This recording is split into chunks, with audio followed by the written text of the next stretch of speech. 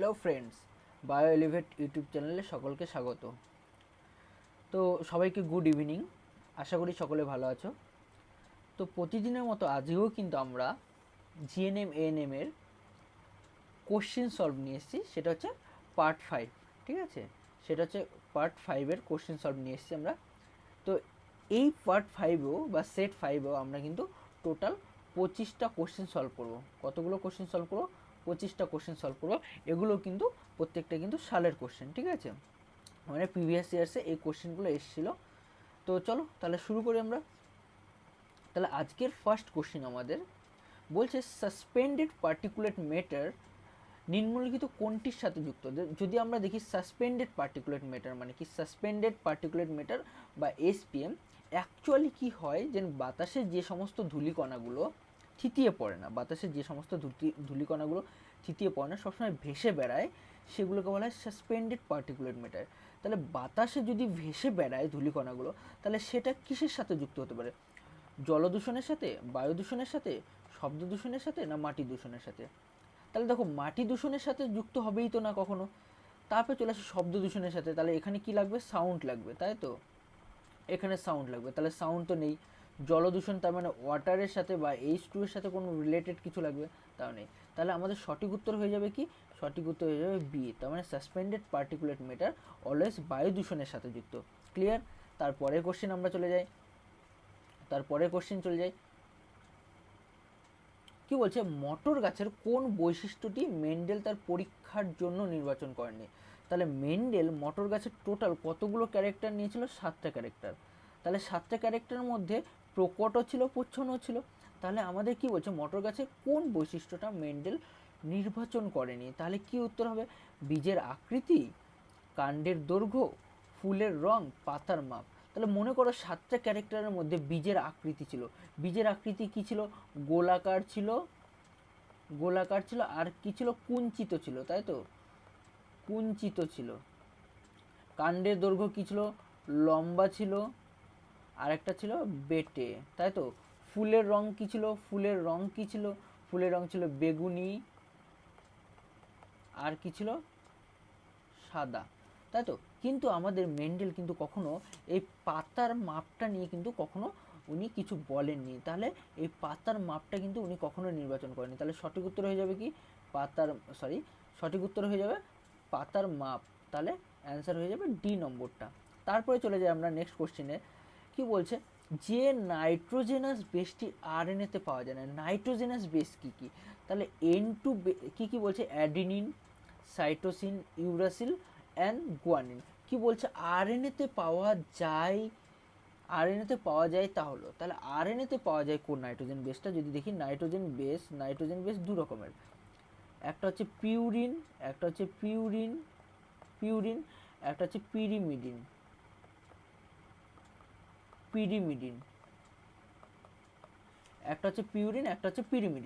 পিউরিনের মধ্যে যেগুলো আছে, এ, আর পিরিমিডিনের মধ্যে আছে টি, পিউরিনের মধ্যে আছে জি, পিরিমিডিনের মধ্যে আছে সি। এটা কিন্তু ডিএনএতে। কিন্তু আরএনএর ক্ষেত্রে কি হবে? আরএনএর ক্ষেত্রে এই টি এর বদলে হয়ে যাবে ইউ। তাহলে কি বলছে? যে নাইট্রোজেন বেসটি আরএনএতে পাওয়া যায়, তাহলে আরএনএতে পাওয়া যায় কোন নাইট্রোজেন বেসটা? আরএনএতে পাওয়া যায় ইউরাসিল। এই নাইট্রোজেন বেসটা আরএনএতে পাওয়া যায়। তাহলে সঠিক উত্তর কি হয়ে যাবে? সঠিক উত্তর হয়ে যাবে সি নম্বর। তারপরে কোশ্চেনে চলে যাই আমরা। পাউরুটিতে যে ছত্রাক ব্যবহার করা হয়, তাহলে আমরা পাউরুটিতে কোন ছত্রাক ব্যবহার করি সেটার নাম কিন্তু আমাদের বলতে হবে। তাহলে কি হচ্ছে?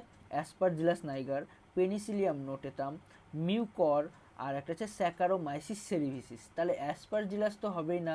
তারপরে পেনিসিলিয়াম নোটেটাম হচ্ছে জলাতঙ্ক রোগের টিকা আবিষ্কার করে, এটা হচ্ছে জলাতঙ্ক রোগের টিকা আবিষ্কার করে, জলাতঙ্কের টিকা আবিষ্কার করে, ঠিক আছে? তাহলে আমাদের বাদ থাকছে কি? স্যাকারোমাইসিস সেরিভিসিস, যা এই যে স্যাকারোমাইসিস সেরিভিসিস এটাকে বলা হয় ইস্ট। তাহলে স্যাকারোমাইসিস সেরিভিসিস হচ্ছে আমাদের পাউরুটি তৈরি করতে ব্যবহার করা হয়। আর এই স্যাকারোমাইসিস সেরিভিসিস ব্যবহার করলে পরে পাউরুটিটা ফুলে ফেপে ওঠে, সেই জন্য এতটা পাউরুটিটা সফট হয়, ঠিক আছে? তাহলে সঠিক উত্তর হয়ে যাবে ডি নম্বরটা। তারপরের কোশ্চেনে চলে যায়। ল্যাক্টোব্যাসিলাস আমাদের জন্য উপকারী কেন? ফার্স্ট আমাদের বুঝতে হবে ল্যাক্টোব্যাসিলাস কি করে। ল্যাক্টোব্যাসিলাস দুধ থেকে দই তৈরি করে। ল্যাক্টোব্যাসিলাস দুধ থেকে দই তৈরি করে, তাই তো, দুধকে ভেঙে দই তৈরি করে। এটা হচ্ছে আমাদের ল্যাক্টোব্যাসিলাসের কাজ। তাহলে কি বলছে, ল্যাক্টোব্যাসিলাস আমাদের জন্য উপকারী কেন? ল্যাক্টোব্যাসিলাস আমাদের জন্য উপকারী কারণ এইটি মানুষের দেহে বিষাক্ত পদার্থ নষ্ট করে, এটি খাবার পরিপাক ও পুষ্টির শোষণে সাহায্য করে, এটি নাইট্রোজেনকে ফিক্সড করে, এটি ডায়রিয়া সৃষ্টি করে। তাহলে ডায়রিয়া তো সৃষ্টি করা হবেই না, নাইট্রোজেনকে ফিক্সড করাও হবে না, কারণ নাইট্রোজেনকে ফিক্সড করে রাইজোবিয়াম, এরা ফিক্সড করে, ঠিক আছে। তাহলে কি হচ্ছে, মানুষের দেহে বিষাক্ত পদার্থ নষ্ট করে দেয়, এটাও হবে না। তাহলে আমাদের সঠিক উত্তর হয়ে যাচ্ছে কি, আমাদের সঠিক উত্তর হয়ে যাচ্ছে এটা খাবারের পরিপাক ও পুষ্টিতে শোষণে সহায়তা করে। ক্লিয়ার? তাহলে তারপরে কোশ্চেন, বিওডি বাড়লে জলাশয়ে কোন গ্যাসের চাহিদা বাড়ে? যদি বিওডির পুরো নাম কি? বিওডির পুরো নাম হচ্ছে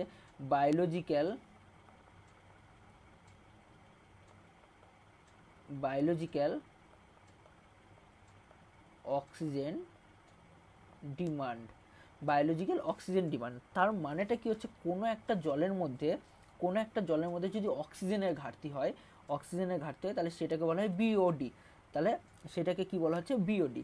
এবার কি বলছে, বিওডি যদি কোনো জলাশয়ে বাড়ে, ঠিক আছে, বিওডি বলে কোন গ্যাসের চাহিদা বাড়ে। তাহলে কি এখানে কি বলেছে, অক্সিজেন ডিমান্ড, তার মানে কিসের চাহিদা বাড়তে পারে, অক্সিজেনের চাহিদা বাড়তে পারে। তাহলে দেখো এখানে অপশনগুলো কী কী আছে, oxygen, carbon dioxide, methane and H2S, ঠিক আছে। তাহলে কি হচ্ছে, কোন গ্যাসের চাহিদা বাড়বে, অক্সিজেনের চাহিদা বাড়বে। তাহলে সঠিক উত্তর হয়ে যাবে এ নম্বরটা, সঠিক উত্তর হয়ে যাবে। তারপরে কোশ্চেনে চলে যায়, এইডস রোগটির কারণ কি? তাহলে এইডস রোগটির কারণ হচ্ছে, এইডস রোগের জন্য দায়ী কোন ভাইরাস? এইডস রোগের জন্য হচ্ছে HIV, human immuno deficiency virus, ঠিক আছে। হিউম্যান ইমিউনো ভাইরাস যেটাকে বলা হয়, হিউম্যান ইমিউনো ভাইরাস বলা হয়। HIV-র পুরো নাম হচ্ছে হিউম্যান ইমিউনো ভাইরাস। আর এই HIV-র জন্য কিন্তু এইডস রোগটা হয়। তাহলে এইডস রোগের কারণ কি, ব্যাকটেরিয়া? না, এটা তো হতেই পারে না। প্রোটোজোয়া? না। ছত্রাক তো না। তাহলে উত্তর হবে কি, বি নম্বরটা। তাহলে সঠিক উত্তর হবে বি নম্বরটা, যেটা হচ্ছে ভাইরাস, ঠিক আছে। তারপরে চলে যায় আমাদের, the theory of natural selection was propose. Natural selection, এই তত্ত্বের প্রবক্তাকে? তাহলে দেখো, মেন্ডেল এখানে তো কোনোভাবেই আসতে পারে না, হুগো দ্য ভ্রিসও আসতে পারে না। ল্যামার্ক দিয়েছিল অর্জিত বংশের উত্তরাধিকারী, ঠিক আছে। আর অঙ্গের ব্যবহার অব্যবহার এগুলো দিয়েছিল ল্যামার্ক, তাহলে এটাও আসবে না। তাহলে কি আসবে, প্রাকৃতিক নির্বাচন তত্ত্বটি প্রবর্তন হচ্ছে চার্লস ডারউইন।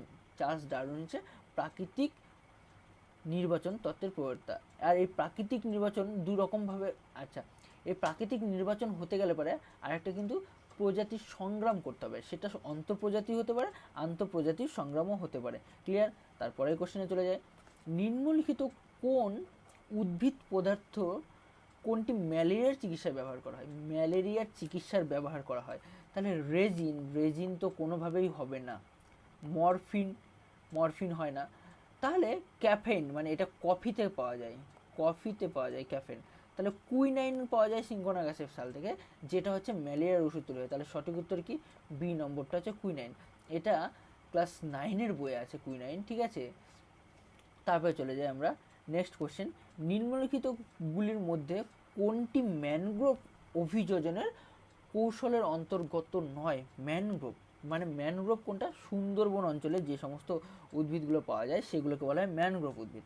তাহলে ম্যানগ্রোভ উদ্ভিদ ওই লবণাক্ত পরিবেশে থাকার জন্য, বেঁচে থাকার জন্য কি কি অভিযোজন করে। আর এখানে চেয়েছে হচ্ছে কোনটা অভিযোজন কৌশলের অন্তর্গত নয়, মানে সেটা দেখা যাবে না। তাহলে কি হচ্ছে, লবণাক্ত জল সহনশীলতা, তাহলে এটা তো সুন্দরী গাছের হয়ই।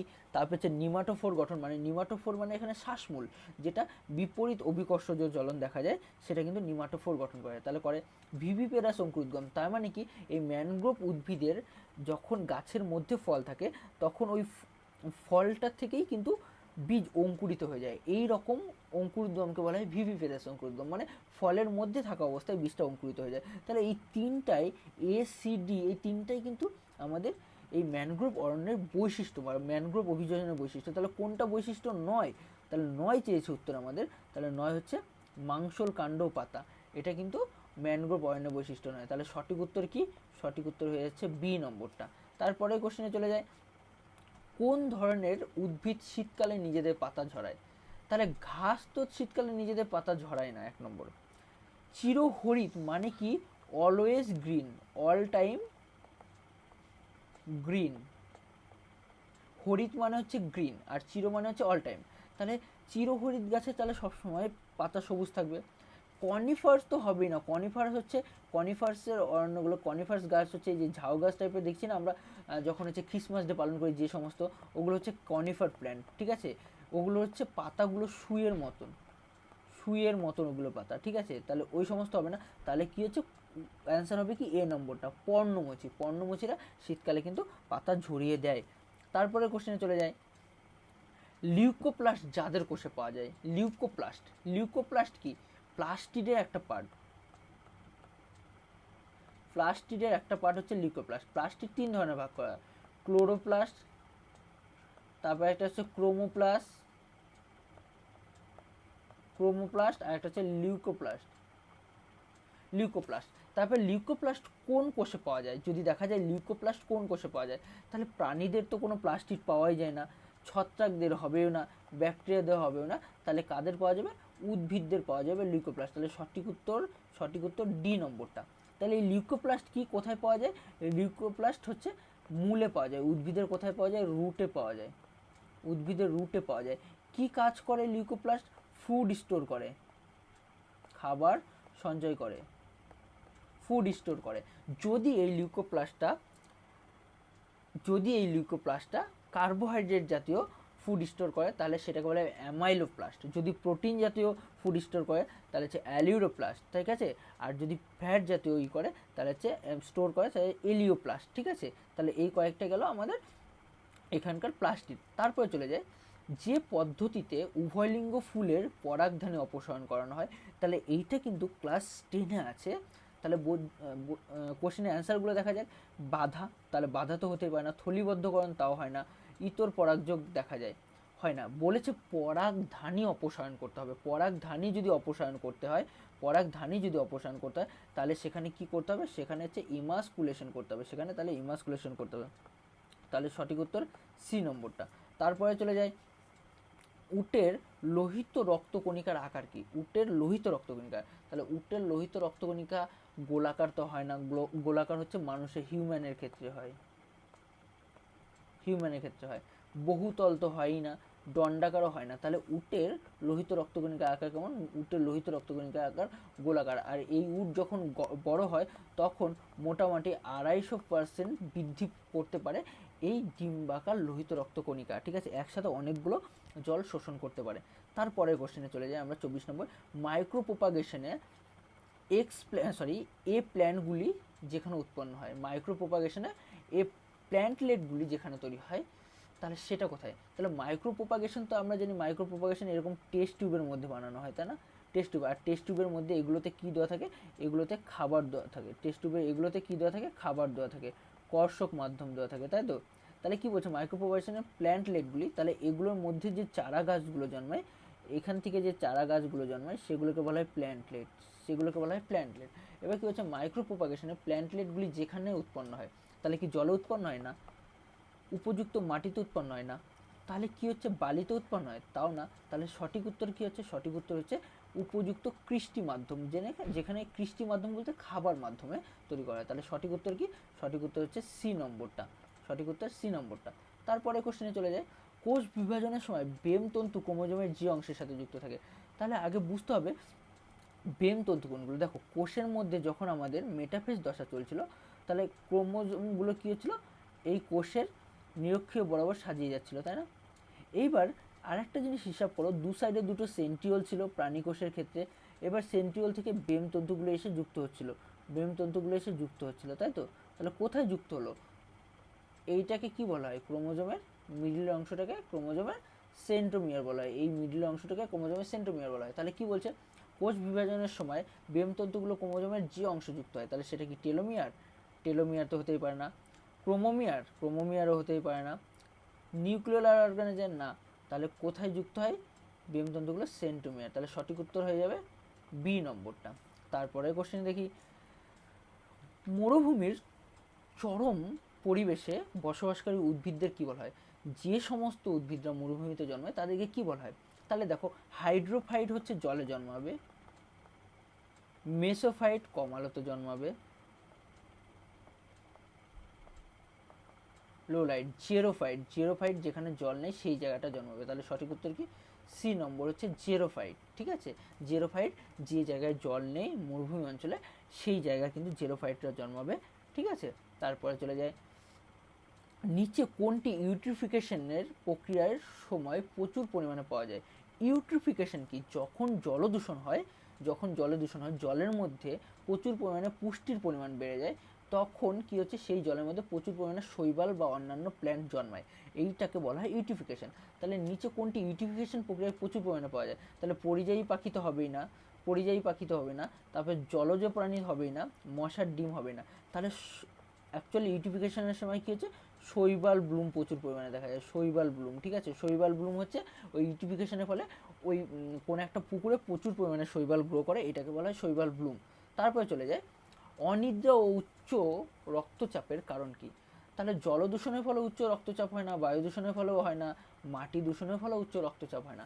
আর ঘুম যদি না হয়, ঘুম হবে না এবং উচ্চ রক্তচাপ হবে, তাহলে সেই ক্ষেত্রে বা ব্লাড প্রেশার বেড়ে যাবে। সেটা কোন দূষণের ফলে হয়? সেটা শব্দ দূষণের ফলে হয়। তোমাকে যদি কোনো একটা ডিজে বক্সের সামনে রেখে দেওয়া হয় তাহলে তোমার ব্লাড প্রেশার বেড়ে যাবে এবং ঘুম হবে না। ঠিক আছে, তারপরের কোশ্চেনে চলে যায় 29 নম্বর। কি বলছে? নিম্নলিখিতগুলির মধ্যে কোনটি সঠিক নয়? কোনটি সঠিক নয়? তাহলে সঠিক নয় কি? জিন হলো নিউক্লিওটাইডের পর্যায়ক্রম। ডিএনএ থেকে এমআরএনএ প্রতিলিপি হয়, জিনকে কোনোভাবে পরিবর্তন করে না, জিনের মিউটেশন ঘটে। তাহলে দেখো জিন হলো নিউক্লিওটাইড। কি জিন? কি জিন হচ্ছে ডিএনএর কার্যগত বা গঠনগত একক। জিন কি? ডিএনএর মধ্যে এই যে এই গ্রিন পার্টটুকু হচ্ছে জিন, যেটা হচ্ছে অ্যাকচুয়ালি প্রোটিনের বার্তা বহন করে। এইটুকু অংশ হচ্ছে অ্যাক্টিভ, এইটুকু হচ্ছে জিন। তাহলে জিনের মধ্যে যদি দেখি তাহলে জিনের মধ্যে নিউক্লিওটাইড আছে। নিউক্লিওটাইড কি? একটা হচ্ছে পেন্টোজ শর্করা, সাথে একটা ফসফেট, আর এখানে আছে নাইট্রোজেন বেস। এখানে কি আছে? এখানে আছে নাইট্রোজেন বেস, N2 বেস। তাহলে একটা ফসফেট, একটা সুগার, একটা নাইট্রোজেন, এই তিনটা মিলে হচ্ছে নিউক্লিওটাইড। তাহলে জিনের ক্ষেত্রে নিউক্লিওটাইড কিন্তু পর্যায়ক্রমে পাওয়া যায়। জিন, তাহলে এটা তো সঠিক হলো। তবে কি হচ্ছে? জিন ডিএনএ থেকে এমআরএনএ তৈরি হয়। হ্যাঁ, ডিএনএ থেকে এমআরএনএ তৈরি হয়, ডিএনএ থেকে আরএনএ তৈরি হয়, তাই তো? এটাকে বলা হয় ট্রান্সক্রিপশন। এই পদ্ধতিকে বলা হয় ট্রান্সক্রিপশন। কি বলা হয়? ডিএনএ থেকে আরএনএ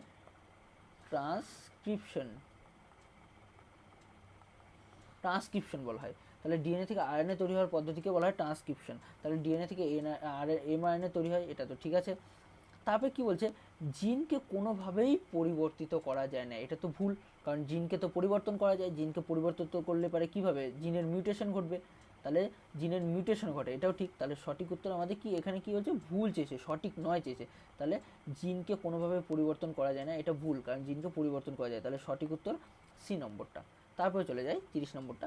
মানুষের প্রান্তীয় স্নায়ুতন্ত্র কত জোড়া স্নায়ু নিয়ে গঠিত? প্রান্তীয় স্নায়ুতন্ত্র, দেখো স্নায়ুতন্ত্র দু রকমের, একটা হচ্ছে কেন্দ্রীয়, একটা হচ্ছে প্রান্তীয়। কেন্দ্রীয় স্নায়ুতন্ত্র মস্তিষ্ক আর শুষ্ণাগান্ডের সাথে যুক্ত। দেখো এটা যদি ব্রেন হয় তাহলে ব্রেন থেকে টোটাল স্নায়ুর সংখ্যা যদি হয় তাহলে 12 জোড়া। তাহলে এগুলো হচ্ছে মস্তিষ্ক স্নায়ুর সংখ্যা বা কয়টি স্নায়ুর সংখ্যা। এবার বলছে প্রান্তীয় স্নায়ুর সংখ্যা। তাহলে প্রান্তীয় স্নায়ুর সংখ্যা কত? প্রান্তীয় স্নায়ুর সংখ্যা 31 জোড়া প্রান্তীয় স্নায়ুর সংখ্যা। ঠিক আছে, পেরিফেরাল নার্ভাস সিস্টেম হচ্ছে 31 জোড়া। তারপরে চলে আসি ইনহিবিট। আচ্ছা, এবার এই 31 নম্বর থেকে যে কোশ্চেনগুলো সেগুলোর একের বেশি অ্যান্সার হতে পারে। ঠিক আছে, তাহলে আমাদের একটু ভালো করে দেখে অ্যান্সার করতে হবে। বলছে ইনহিবিট যেখান থেকে খরিত হয়, ইনহিবিট যেখান থেকে খরিত হয় সেই কোষগুলো কি? তাহলে ইনহিবিট খরিত হয় হচ্ছে সার্টোলি কোষ থেকে আর হচ্ছে গ্র্যানুলোস কোষ থেকে। তাহলে ইনহিবিট কোথা থেকে খরিত হয়? তাহলে সঠিক উত্তর হচ্ছে এ অ্যান্ড বি, এই দুটোই হবে। ঠিক আছে, তারপরে চলে যায় নিম্নলিখিত কোনটি পিউরিন বেস? পিউরিন, তাহলে নাইট্রোজেন বেসগুলোকে দুই ভাগে ভাগ করা হয়েছিল, একটা হচ্ছে পিউরিন আর একটা হচ্ছে পিরিমিডিন। পিউরিন। এবার পিউরিনের মধ্যে কি ছিল? বলছে কোনটি পিউরিন বেস। তাহলে পিউরিনের মধ্যে এ, পিরিমিডিনের মধ্যে টি, তারপর এখানে জি, এখানে সি। তাহলে কি হচ্ছে কোনটি পিউরিন বেস, তাহলে কি অ্যাডিনিন আর গুয়ানিন হবে, তাহলে অ্যাডিনিন আর গুয়ানিন। তাহলে সঠিক উত্তর হচ্ছে কি, সঠিক উত্তর হচ্ছে এ আর সি।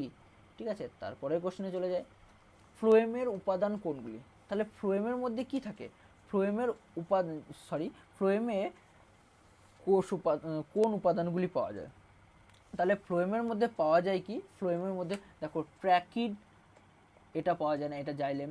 তারপরে কাস্টল তন্তু, এটা জাইলেম। তাহলে ফ্লোয়েমের মধ্যে পাওয়া যায় শিবকোষ ও সঙ্গীকোষ। তাহলে সঠিক উত্তর হয়ে যাবে এ and D.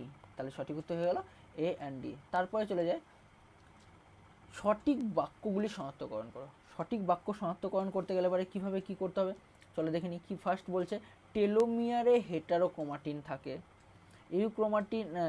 Eukaryotic ক্রোমোজোমে histone protein থাকে না। এটা তো একদমই ভুল, কারণ ইউক্যারিওটিক কোষে ক্রোমোজোমে হিস্টোন প্রোটিন তো থাকতেই হবে। তবে ইউক্রোমাটিন অঞ্চলে সক্রিয় জিন নেই। এখানে কি বলেছে, ইউক্রোমাটিন অঞ্চলে সক্রিয় জিন নেই, তাহলে এটাও তো ভুল, কারণ ইউক্রোমাটিনে তো অ্যাক্টিভ জিন থাকে, অ্যাক্টিভ জিন থাকে। হেটারোক্রোমাটিনে অ্যাক্টিভ জিন থাকে না। ইউক্রোমাটিনে ডিএনএর সংখ্যাও বেশি থাকে, ডিএনএও বেশি থাকে, ডিএনএও বেশি থাকে।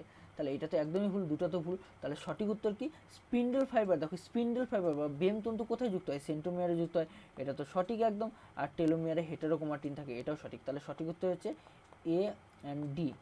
তারপরে চলে যায় নিচে কোনগুলি C4 উদ্ভিদের উদাহরণ? C4, তাহলে C4 দেখা যায় যে উদ্ভিদগুলোতে ক্র্যাঞ্চ অ্যানাটমি দেখা যায়। তাহলে আলুতে তো C4 দেখাই যায় না, ধানেও দেখা যায় না, তাহলে দেখা যাচ্ছে কাতে, ভুট্টাতে আর আখে, এই দুটোতে, জিয়া মেইজ আর সুগার কেন, এই দুটোতেই হচ্ছে C4 বা ক্র্যাঞ্চ অ্যানাটমি দেখা যায়। তাহলে সঠিক উত্তর কি, সি আর ডি নম্বর অপশন।